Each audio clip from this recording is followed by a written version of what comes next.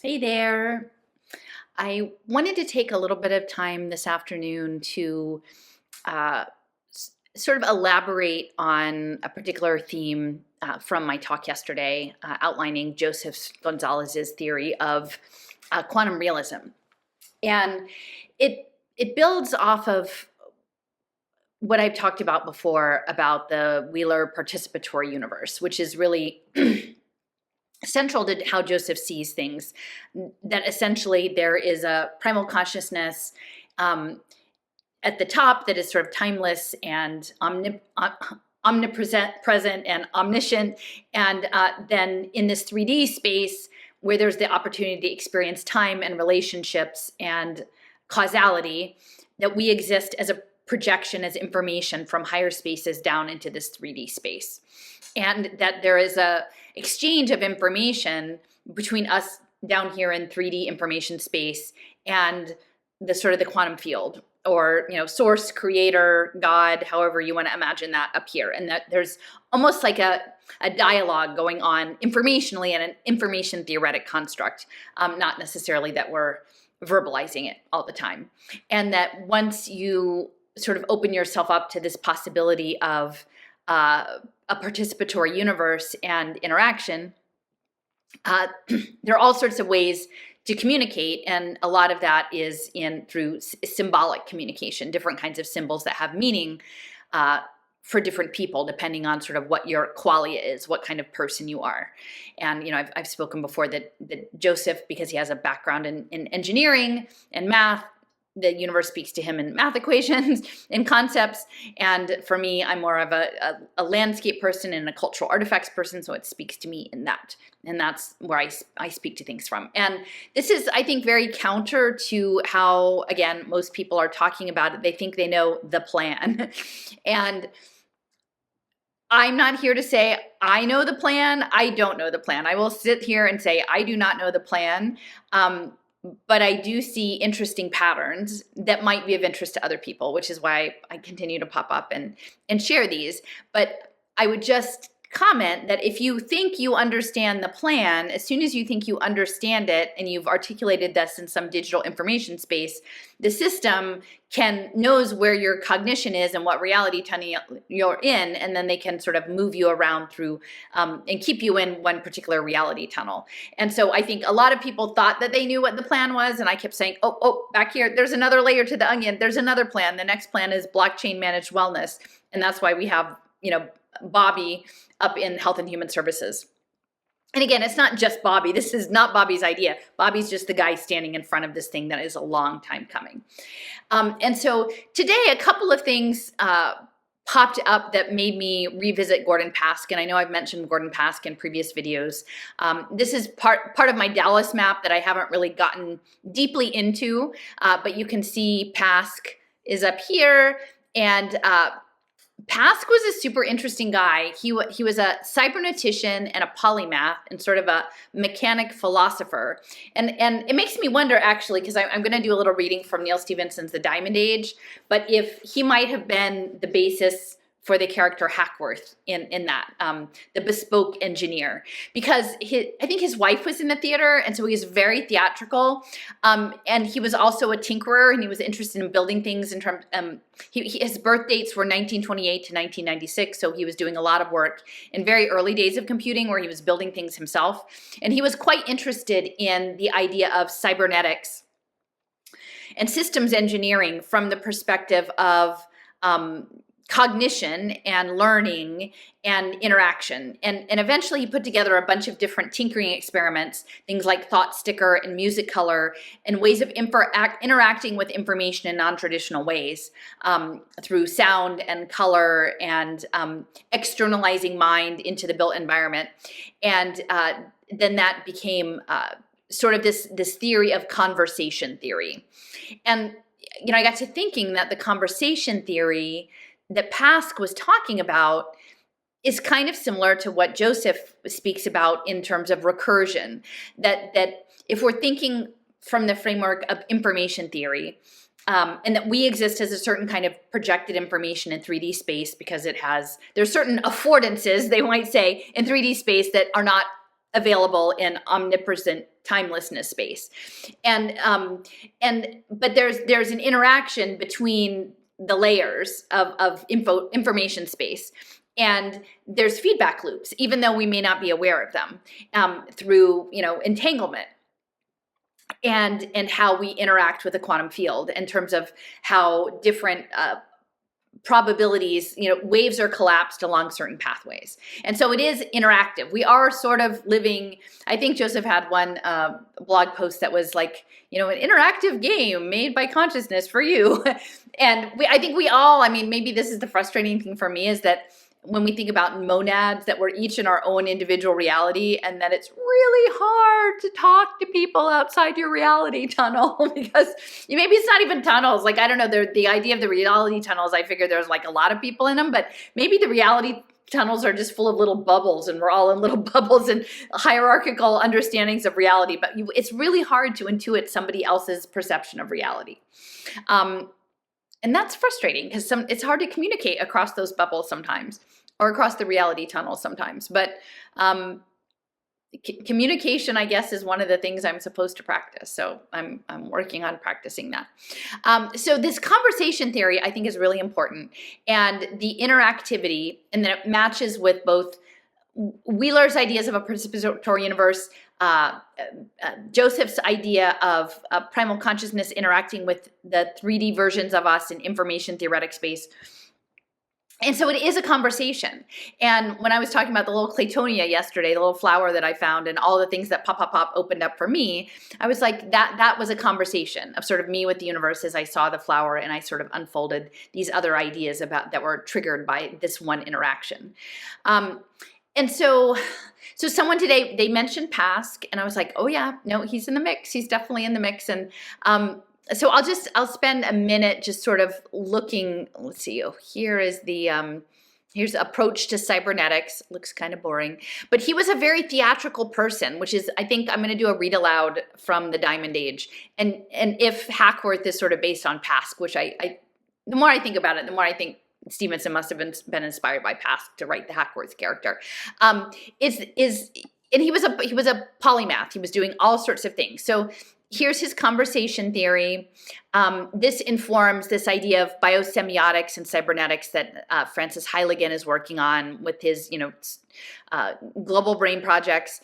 And they talk about entailment being representative knowledge that you construct, and that cybernetics is really central to the conversation because Pask understood conversation as like a learning exercise. And so if you were really actively communicating productively with another party, with each exchange, there would be a flow of information that would allow the one party to learn more about the next party.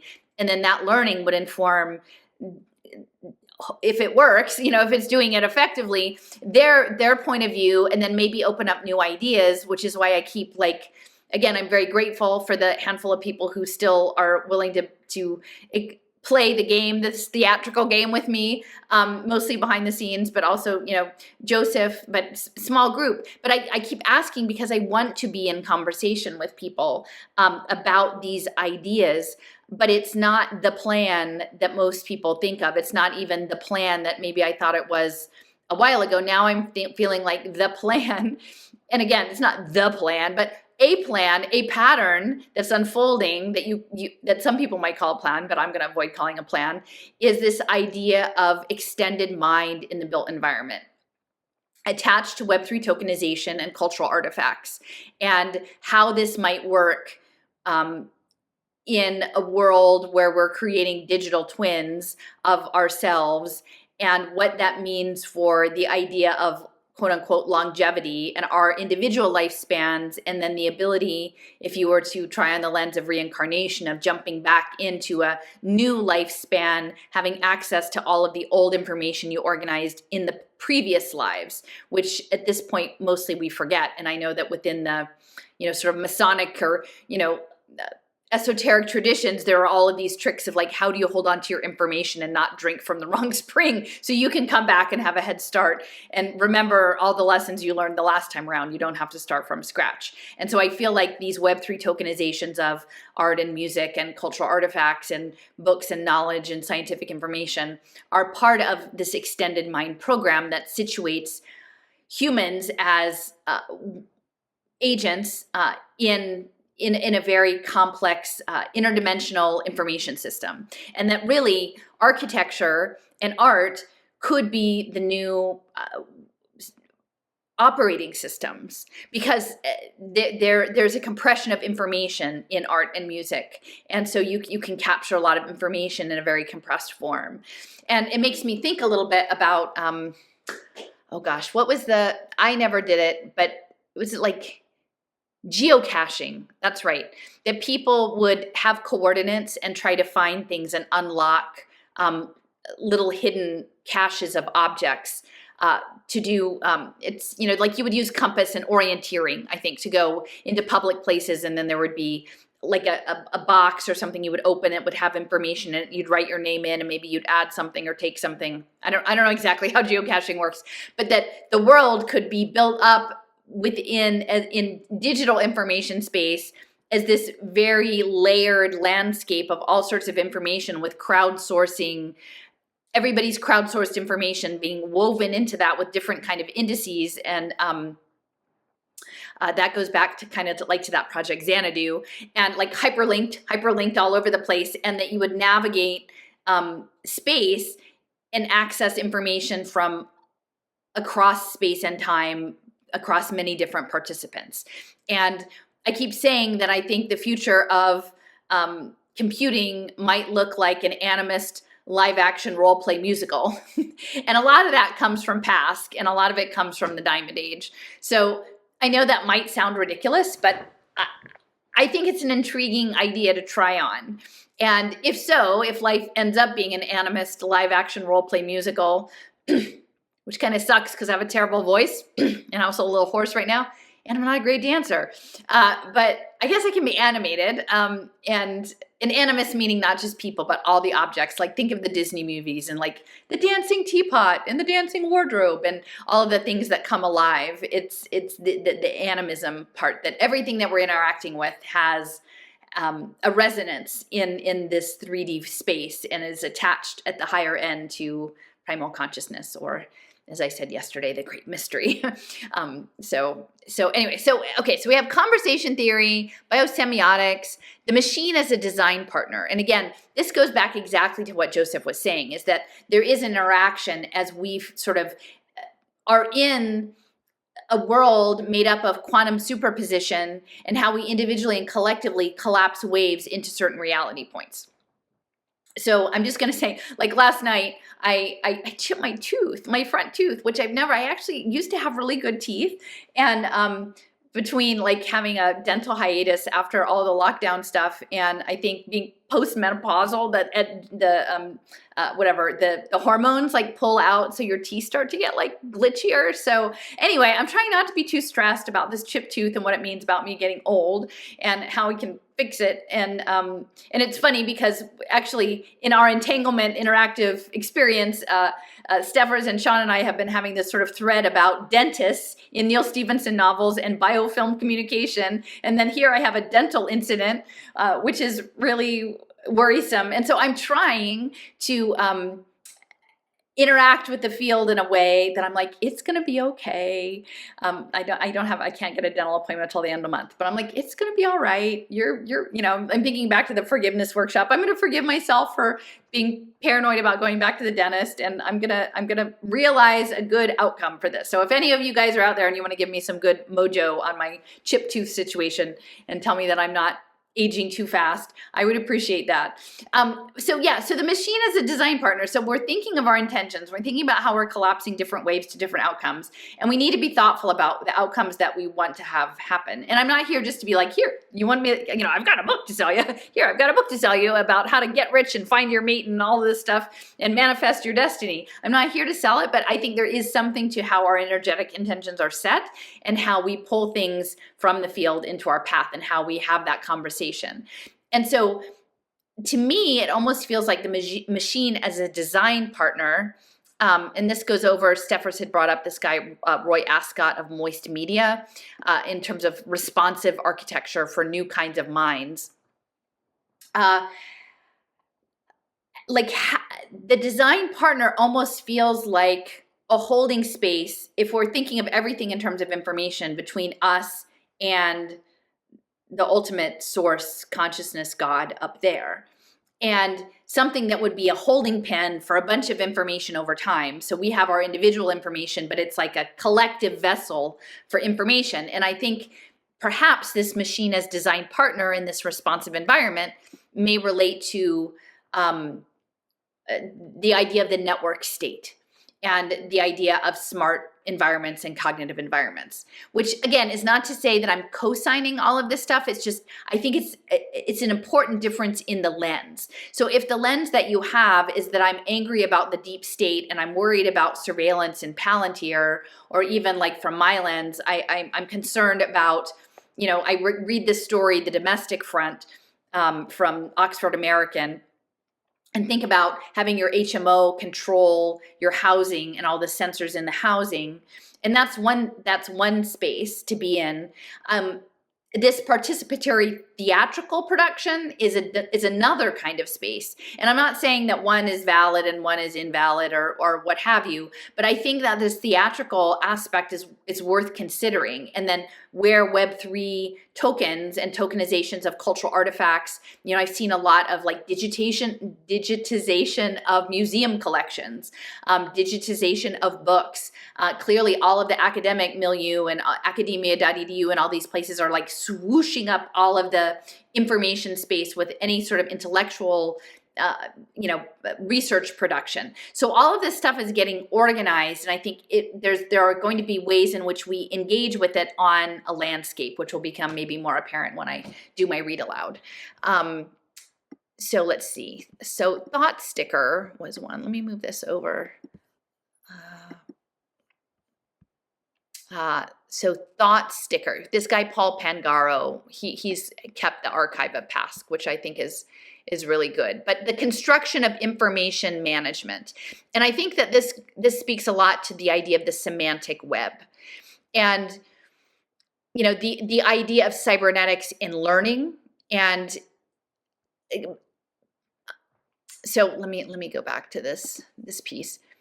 Pask was a collaborator with Nicholas Negroponte at something called the Architecture and Machine Group at MIT. And it lasted there from 1967 to 1985. So it preceded the MIT Media Lab. And Pask collaborated with Negroponte on that. And I'll show you a really interesting example of this. This is a project that they worked on, an art installation, I think in the Jewish Museum in New York in 1970. And I guess it was one part of a larger exhibit called Software, which is interesting if you think about SoftBank and Microsoft, and there's some other stuff. Salesforce there's something. So there's some other soft things. So the software and soft gerbils, Pask and Negroponte collaborated on this installation that was a big plexiglass box, and they called it Seek. So it's interesting thinking about the labyrinth and exploration and quests. And this Seek module had a robotic arm that would move blocks around. And then the gerbils were inside it, interacting, trying to sort of navigate this changing landscape that was determined by the computer system. Now, I don't think this is nice. I'm not saying that I agree with this, but I think it does speak. So it said that Negroponte wanted to develop interactive systems of working at an urban systems design scale. And so I think we can imagine this in the context of smart housing. And I did that whole flow series and, number of collaborators on different episodes around flow and Adam Newman. And the interesting thing about this program, let's see, the Architecture and Machines Group program. A collaborator with that, his name was Leon Grossier, and they were interested in the emerging relationship between computation and architecture. And so, I feel like it's my qualia if that conversation on Walnut Street with Krista Woolmans Wells, and she said, you'll be able to see it. And as a cultural landscape historian, maybe I'm the one who's equipped to see it, is that like the built environment being an extended mind, and an extended mind maybe across space-time. And so they're talking about interactive housing, interactive materials. Clearly we can see where that's going within the narrative structure of sustainability, circular economy, interactive materials, nanomaterials, metamaterials, and blockchain being a ledger that's building up digital twins of everything. And then large AI systems that are then parsing all of that information for patterns, and then maybe storing these patterns within virtualized environments. And you can see in the real estate space the walkthroughs that they have, the scans of houses, and walk on this dot and see this view, walk on this dot and see this view. That maybe we're serving as vehicles to create a lot of information that's then going to go into virtual space. And maybe that's why Adobe was the anchor tenant for Silicon Slopes, and it's all going to be PDF'd as immersive virtual reality in which we can inhabit different views. Maybe we get to be the gerbil and then explore the information and then build new layers of information. But this thing with Leon Grossier, he was the academic advisor to Benjamin Netanyahu when Netanyahu was at MIT.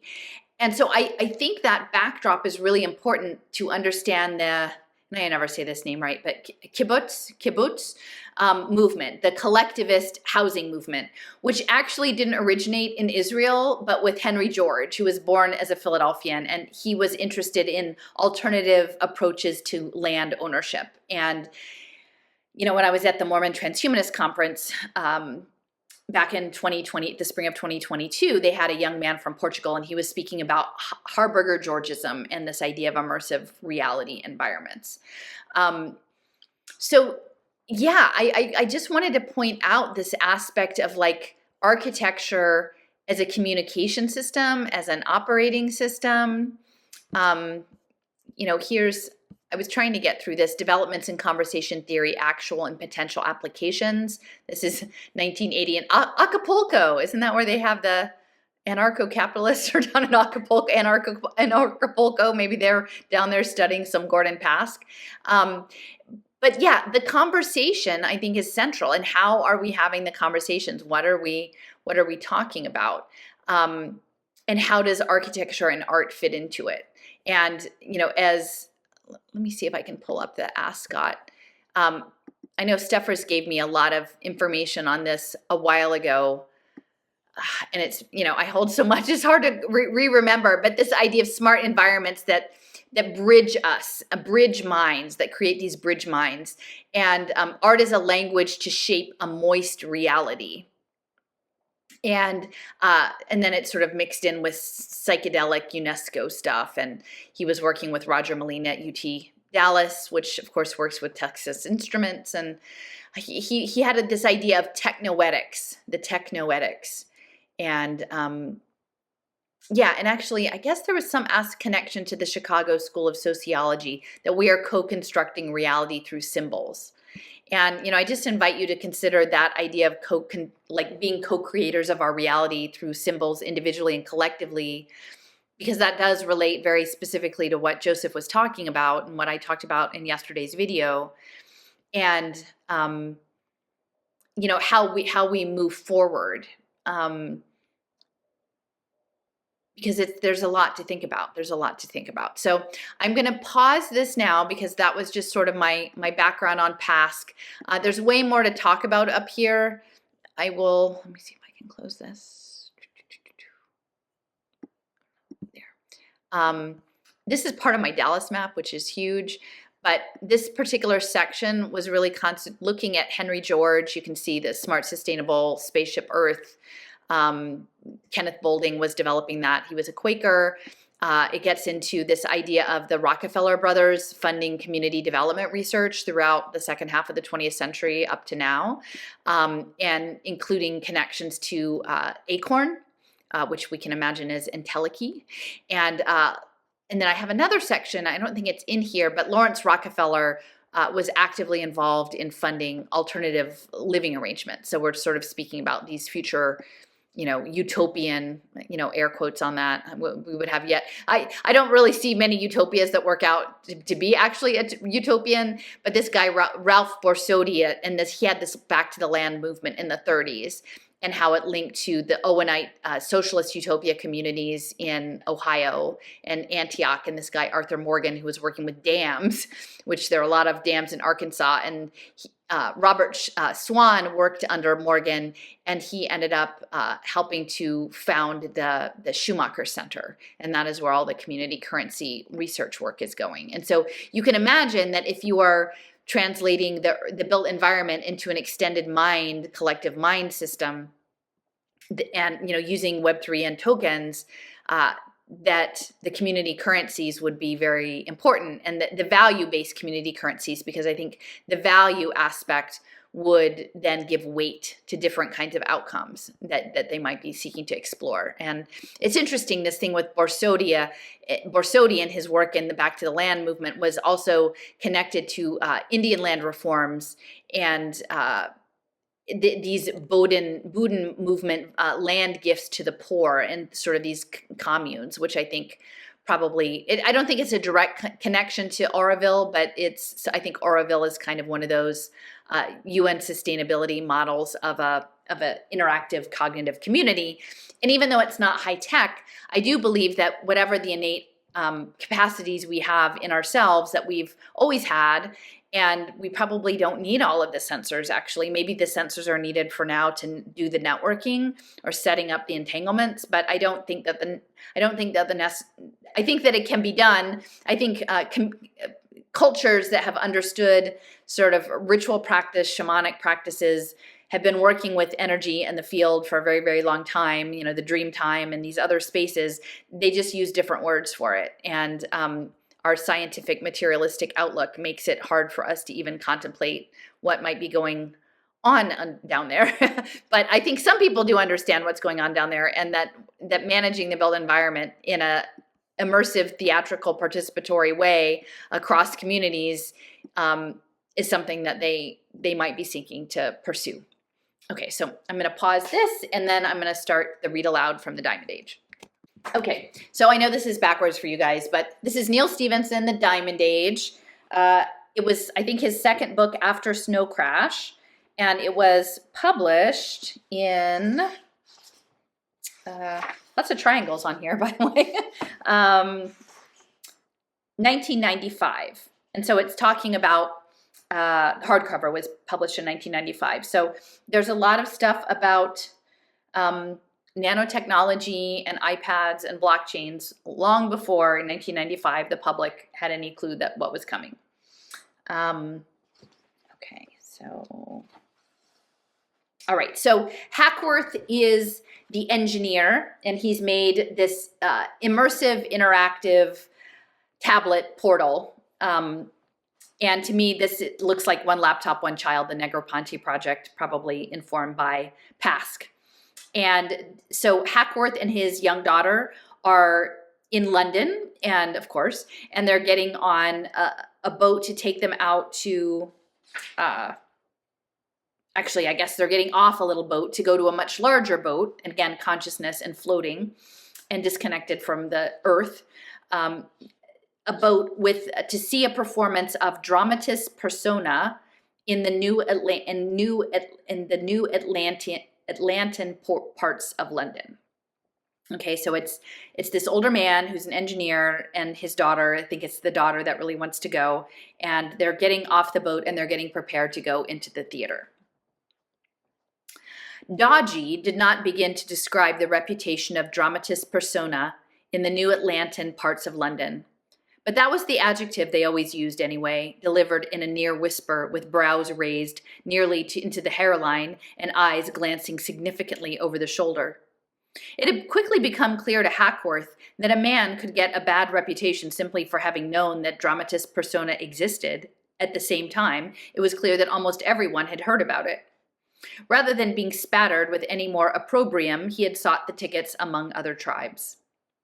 After all, this it did not surprise him in the least to see that most of the attendees were fellow Victorians, and not just young bachelors having a night out, but ostensibly respectable couples strolling the decks in their top hats and veils. Fiona that's the daughter, vaulted out of the boat before it even touched the deck of the ship and vanished. She had repatterned her dress, ditching the chintzy flowered pattern for basic white, and skipped off into the darkness, her integral tiara glowing like a halo. And that's the nanotech clothes. Hackworth took a slow turn around the deck, watching his fellow tribesmen trying to solve the following problem. Get close enough to another couple to recognize them without getting so close that they can recognize you. And from time to time, couples recognized each other simultaneously and had to say something. The women tittered wickedly, and the men laughed from their bellies and called each other scoundrels, and the words glancing off the deck plates and burying themselves in the fog like arrows fired into a bale of cotton. Some kind of amplified music emanated from the compartments below. Atonal power chords came up through the deck like seismic disturbances. She was a bulk cargo carrier, now empty and bobbing, surprisingly jittery for something so big. Hackworth was alone and separate from all humanity, a feeling he had grown up with, like a childhood friend living next door. He had found Gwen by some miracle and lost touch with that old friend for a few years, but now he and Solitude were back together, out for a stroll, familiar and comfortable. A makeshift bar amidships had drawn a dozen or so congregants, but Hackworth knew he could not join in with them. He had been born without the ability to blend and socialize as some are born without hands. Standing above it all, said a voice, or standing aside, perhaps. It was a young man in a clown outfit. Hackworth recognized it vaguely as an advertising fetish for an old American fast food chain.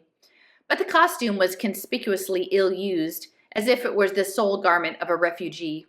It had been patched all over with swatches of chintz, Chinese silk, studded black leather, charcoal gray pinstripe, and jungle camo. The clown wore integral makeup. His face glowed like an injection-molded plastic toy from the previous century, with a light bulb stuck inside the head. It was disturbing to see him talk, like watching one of those animated CAT scans of a man swallowing. "Are you of it, or just in it?" the clown said, and looked at Hackworth expectantly. As soon as Hackworth had realized quite some time ago that this dramatist persona thing was going to be some kind of participatory theater, he had been dreading this moment, his first cue. "Please excuse me," he said in a tense and not altogether steady voice. "This is not my milieu." "Well, that's for damn fucking sure," said the clown. "Put these on." And he continued, taking something out of his pocket. He reached out to Hackworth, who was 2 or 3 meters away from him, but shockingly, his hand detached itself from his arm and flew through the air, the smutty white glove like a dirty ball of ice tumbling elliptically through the inner planets.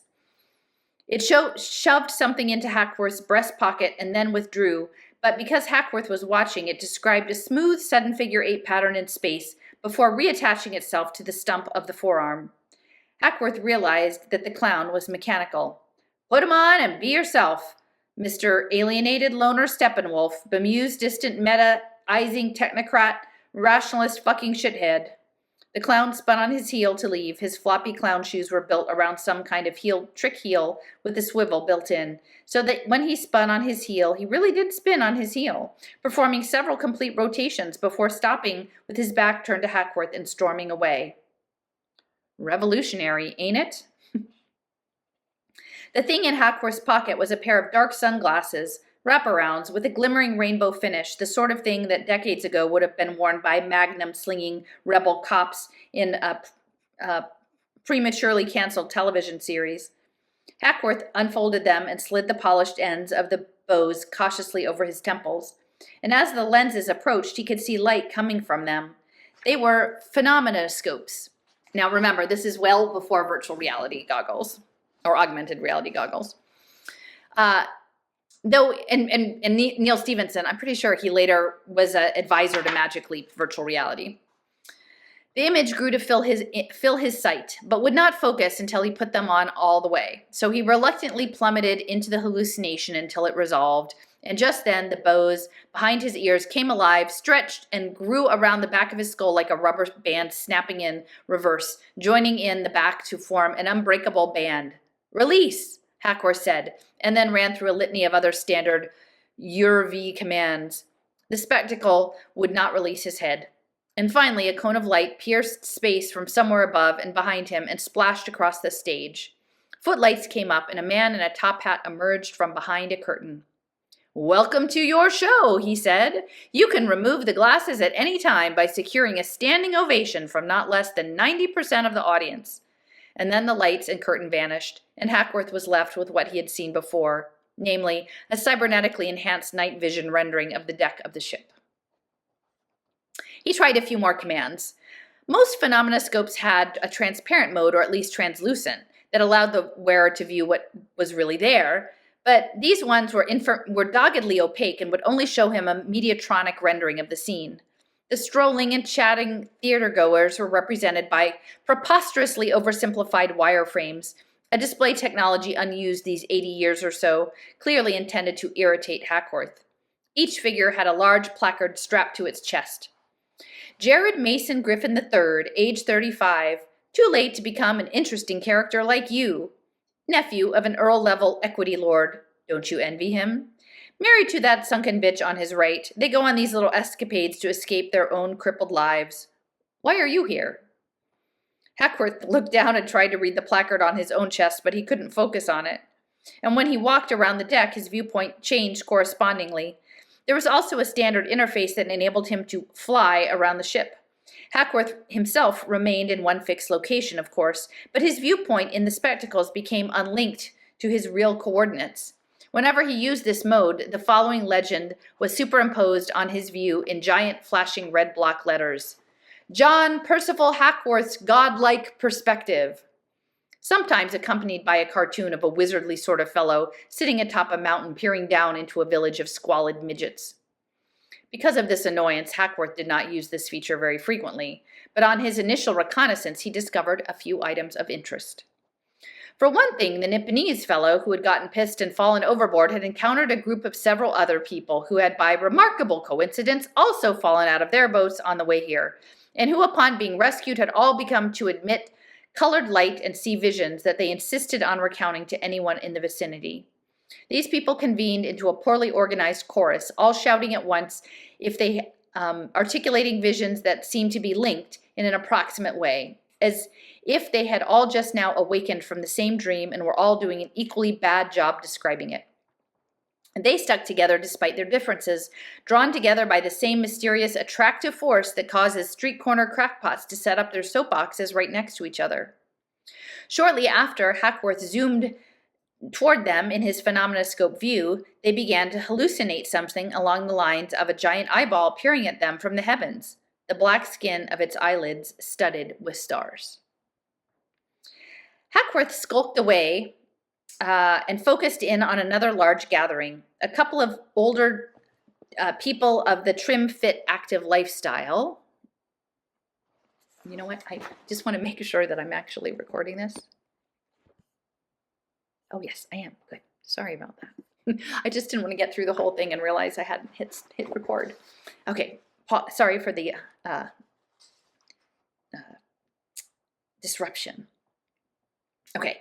Hackworth skulked away and focused in on another large gathering, a couple of dozen older people of the fit, trim, and active lifestyle, tennis sweaters draped over their shoulders and sensible walking shoes firmly but not too tightly laced on their feet, piling off a small airship that had just moored in the old helicopter pad near the ship's stern. The airship had many windows and was festooned with Mediatronic advertisements for aerial tours of London. As the tourists climbed off, they tended to stop in their tracks so that a severe bottleneck was forever forming. They had to be goaded into the outer darkness by their tour guide, a young actress dressed in a cheesy devil outfit, complete with flashing red horns and a trident. "Is this Whitechapel?" one of them said to the fog, speaking in an American accent.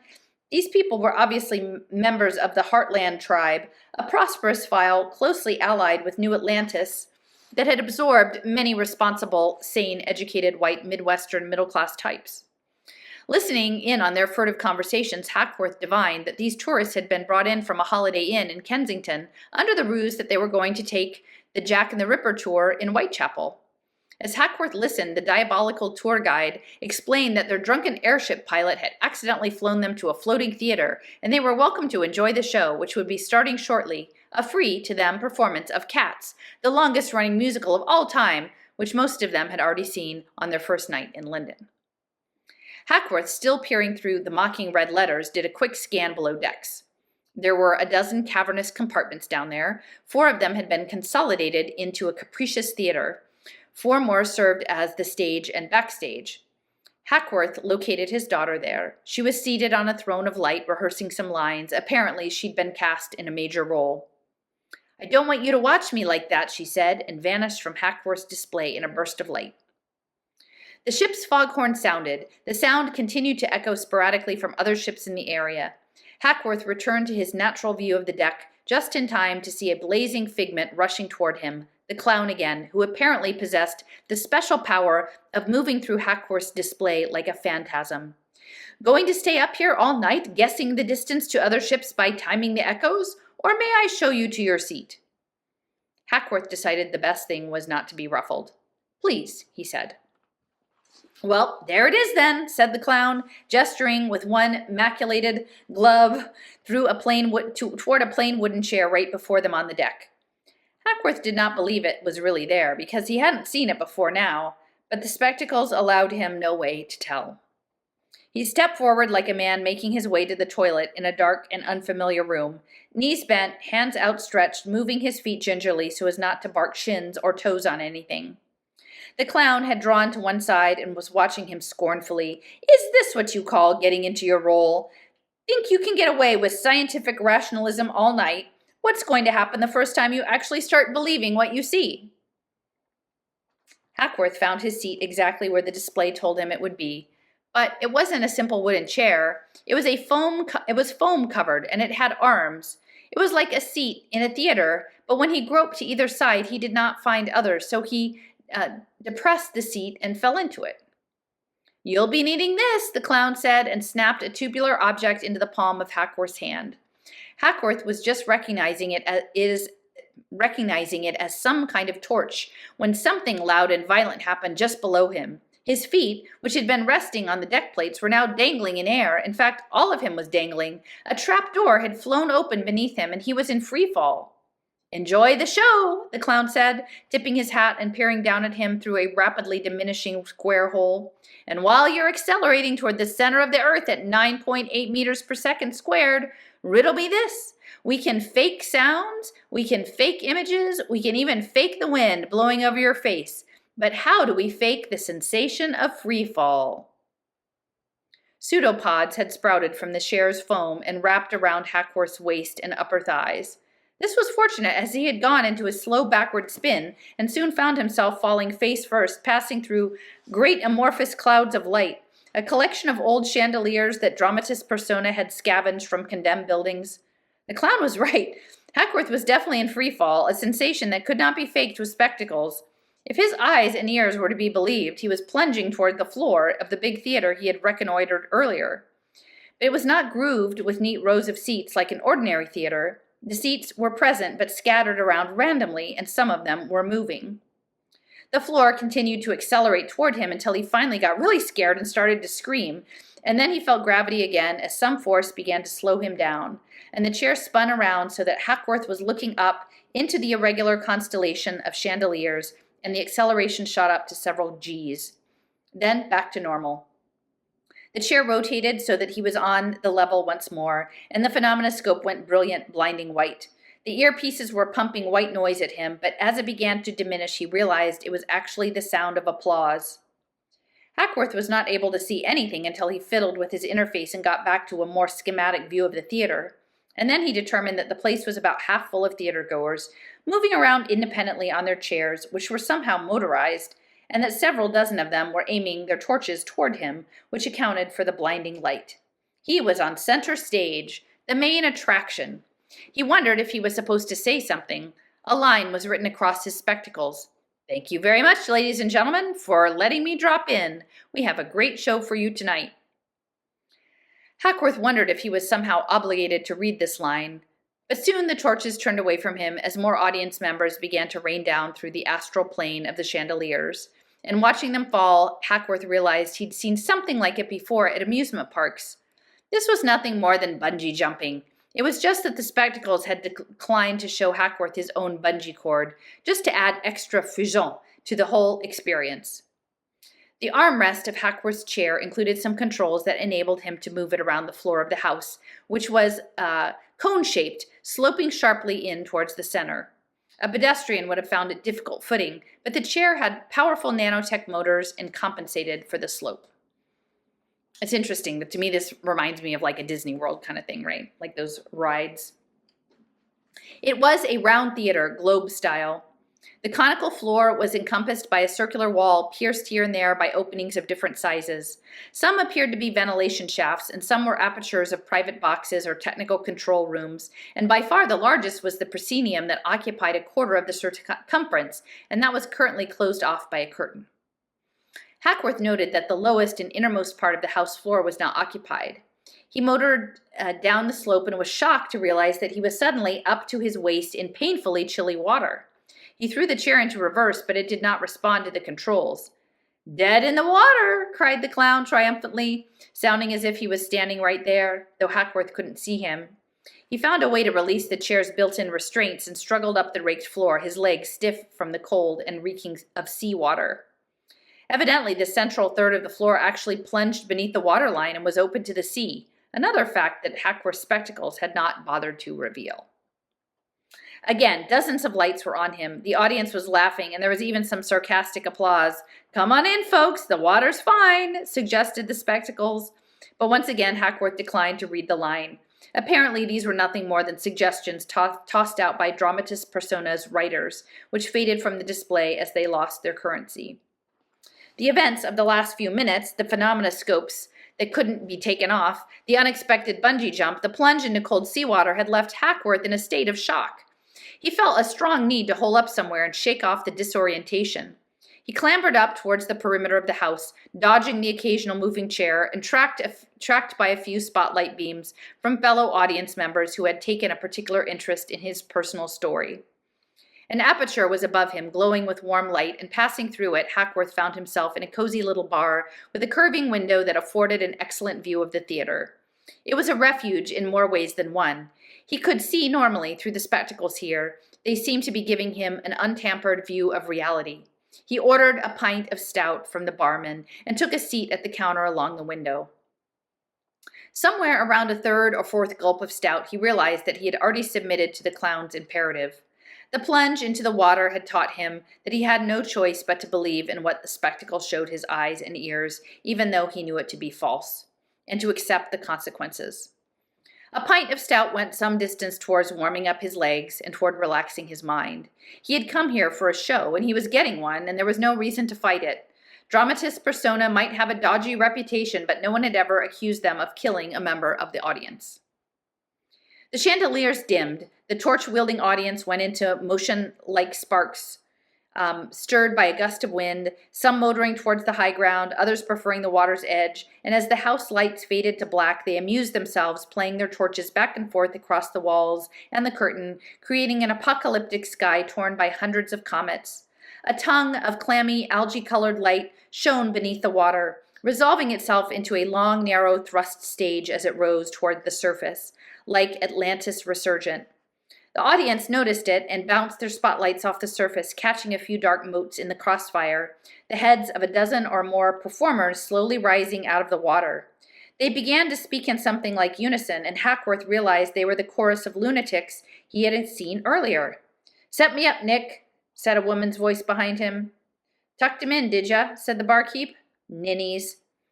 Hackworth turned and saw that it was the young woman in the devil costume she had acted as the tour guide for the Heartlanders.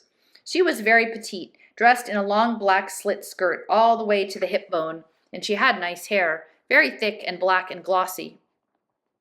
She carried a glass of wheat beer over to the counter and primly swept her devil's tail out of the way in a gesture that Hackworth found hopelessly fetching, and took a seat.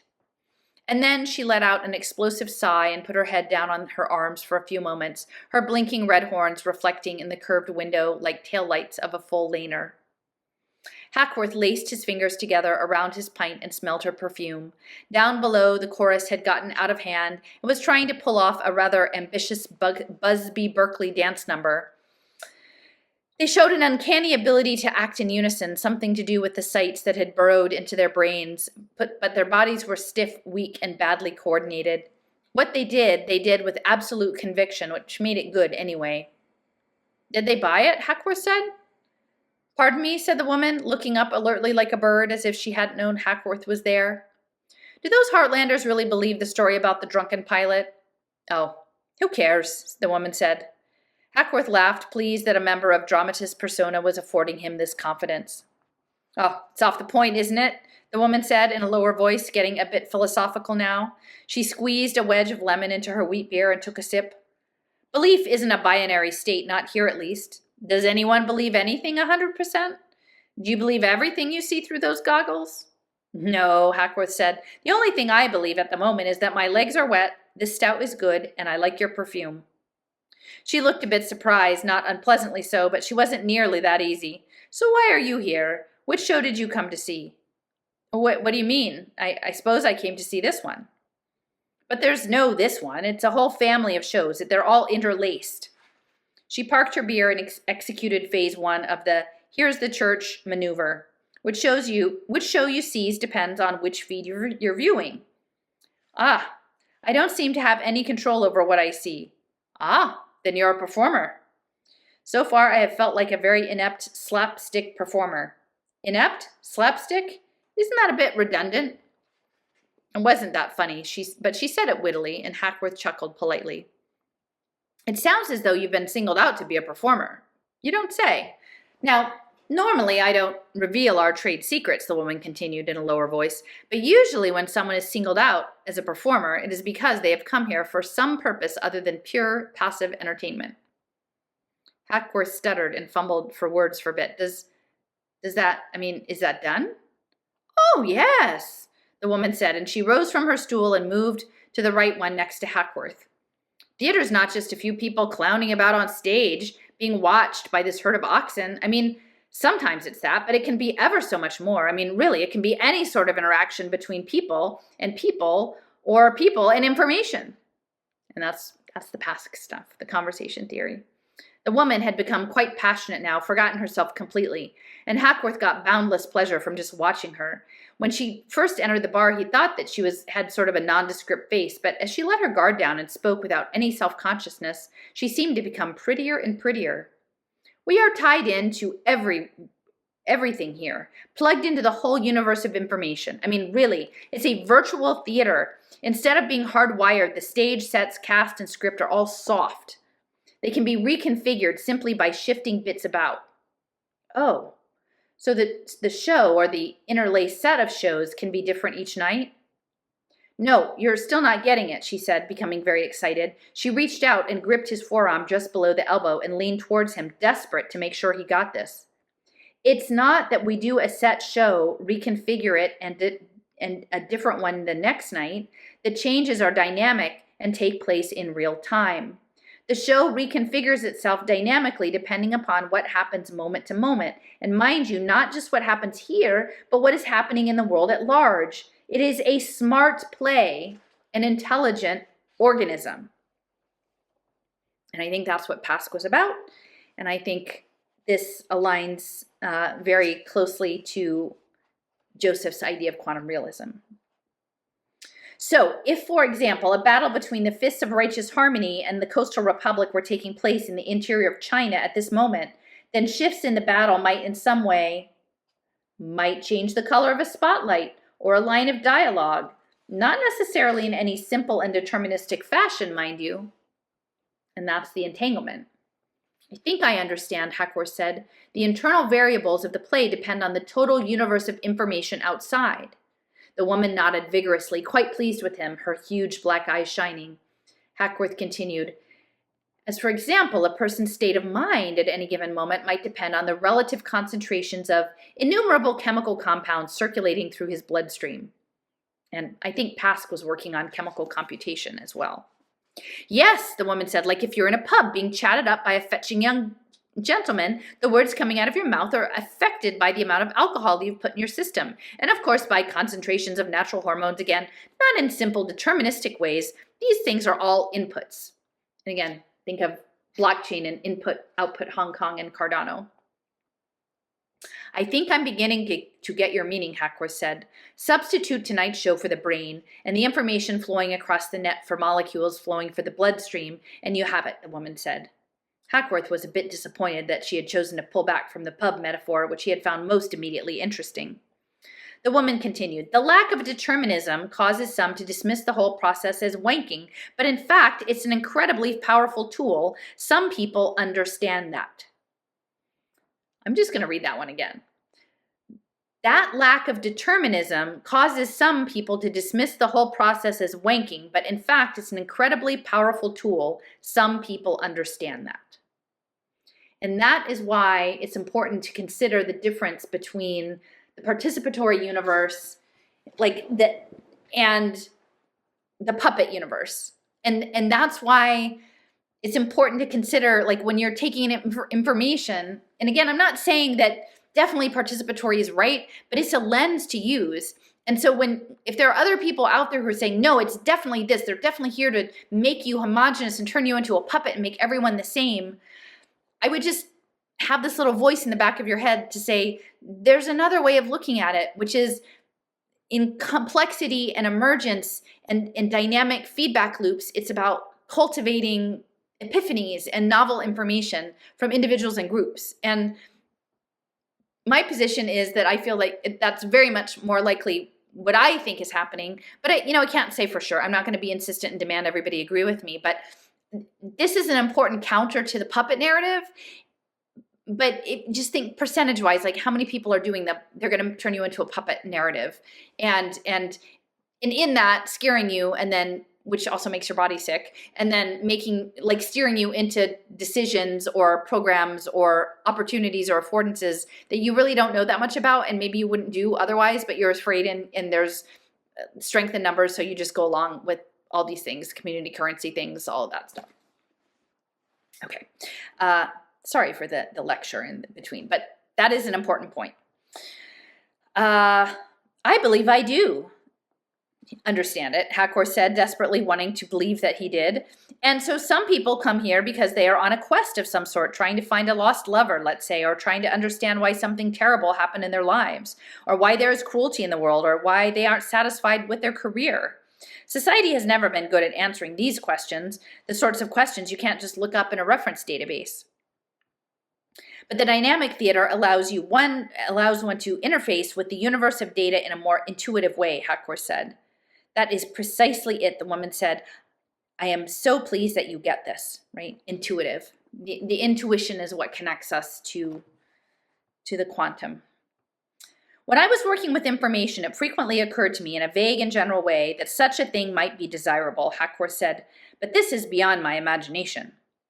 Where did you hear of us? Oh, I was referred here by a friend who had been associated with you in the past in some vague way. Oh, may I ask who? Perhaps we have a mutual friend, the woman said, as if that would be a fine thing. Hackworth felt himself reddening and let out a deep breath. All right, I lied.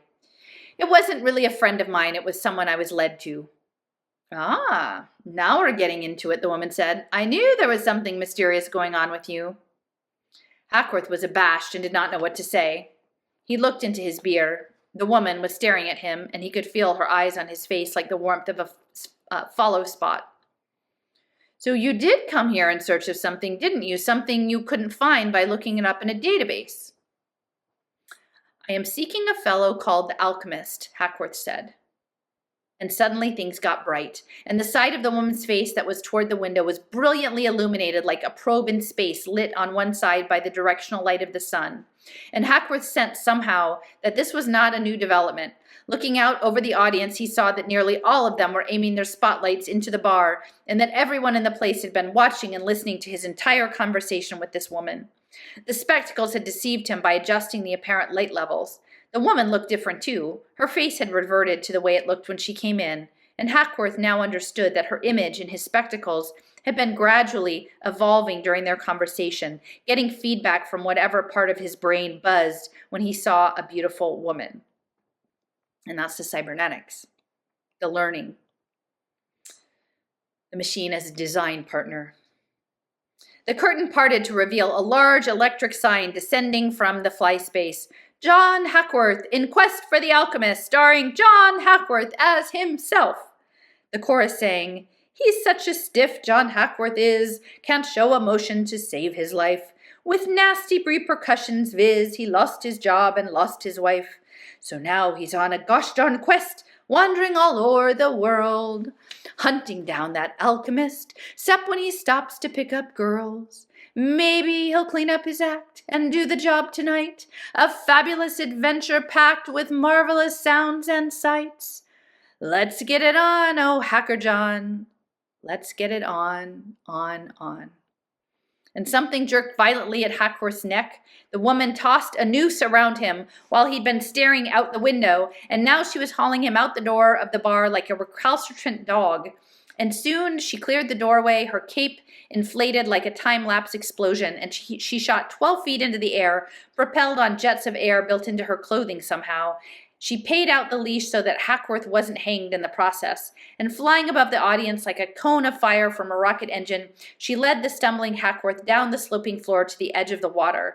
The thrust stage was linked to the water's edge by a couple of narrow bridges, and Hackworth negotiated one of these, feeling hundreds of lights on his shoulder, seemingly hot enough to ignite his clothing. She led him straight back through the center of the chorus, beneath the electric sign, through the backstage area and through a doorway, which clanged shut behind him, and then she vanished. Hackworth was surrounded on 3 sides by softly glowing blue walls. He reached out to touch one and received a mild shock for his trouble. Stepping forward, he tripped over something that skittered across the floor, a dry bone, big and heavy, larger than a human femur. He stepped forward and, through the only gap available to him, found more walls. He had been deposited into the heart of a labyrinth. It took him an hour or so to realize that escape through normal means was hopeless. He didn't even try to figure out the labyrinth's floor plan. Instead, realizing that it couldn't possibly be larger than the ship, he followed the foolproof expedient of turning right at every corner, which, as all clever boys know, must lead to an exit. But it didn't. And he didn't understand why until once in the corner of his eye he saw a wall segment shift sideways, closing up an old gap and creating a new one. It was a dynamic labyrinth. Again, think of interactive architecture. He found a rusty bolt on the floor, picked it up, and threw it at the wall. It did not bounce off, but passed through and clattered onto the floor beyond. So the walls did not exist except as figments of his spectacles. The labyrinth was constructed of information. In order to escape, he would have to hack it. He sat on the floor, and again, if we think of the whole world as information, right? To escape the labyrinthine of 3D information, you'd have to hack it. And that's why they're looking for the alchemist, I guess. Okay, as he sat down on the floor, Nick the barman appeared, walking unhindered through walls, bearing a tray with another stout, and handed it to him along with a bowl of salty peanuts. As the evening went on, other people passed through his area, dancing or singing or dueling or arguing or making love, and none of these had anything to do particularly with Hackworth's quest, and they appeared to have nothing to do with each other. Apparently, Hackworth's quest was, as the devil woman herself had told him, just one of several concurrent stories being acted out tonight, so they were all coexisting in the same space. So what did any of this have to do with the life of John Hackworth, and how was Fiona mixed up in it?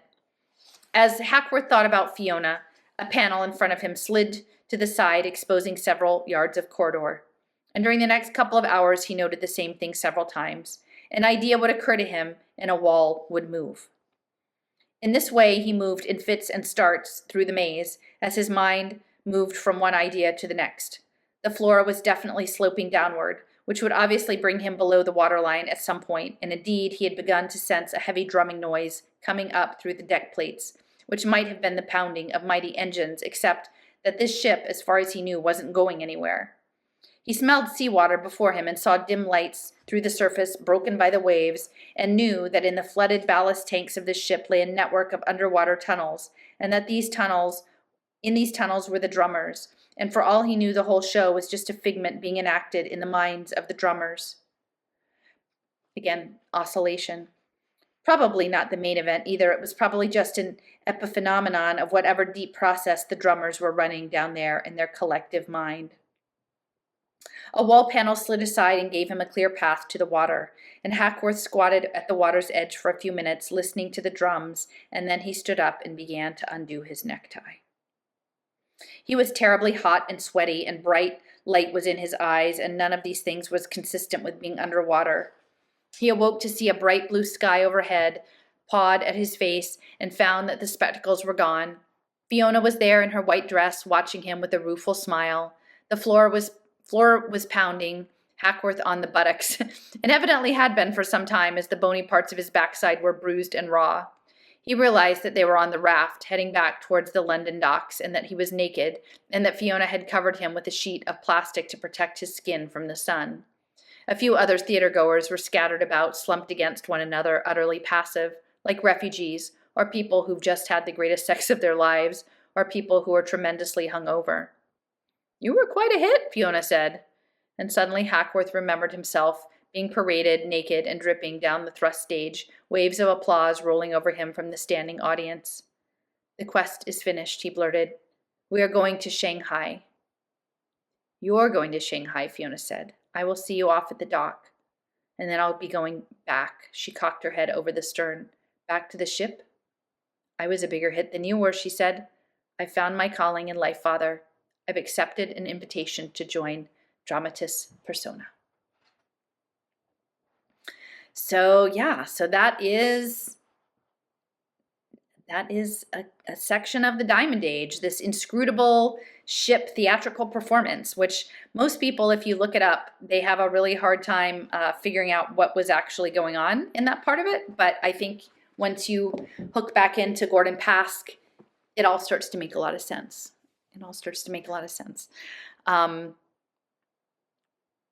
Yeah, and I think that this connects with the Stargate AI stuff and the mental health stuff, and going back, remember,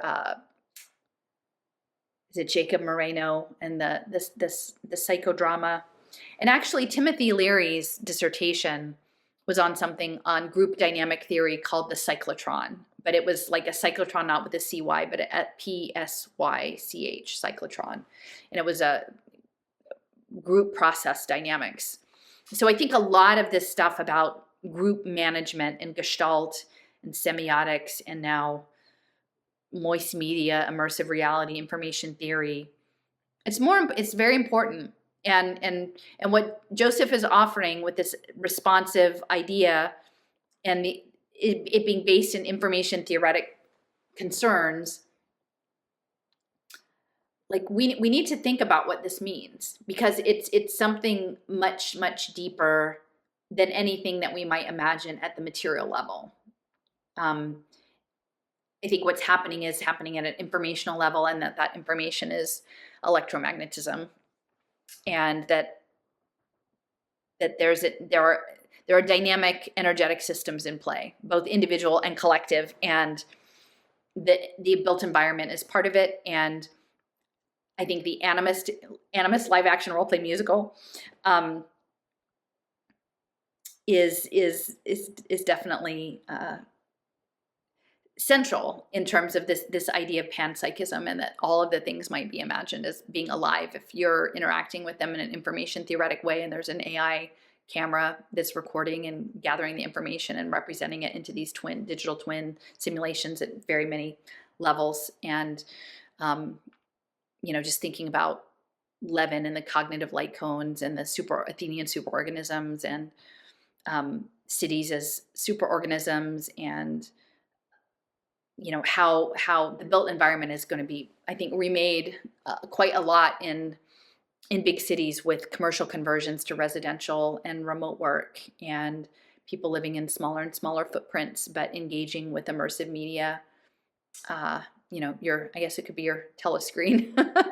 Although I think again, it's, while the telescreen thing is sort of low hanging fruit, I think we're definitely more Brave New World than 1984.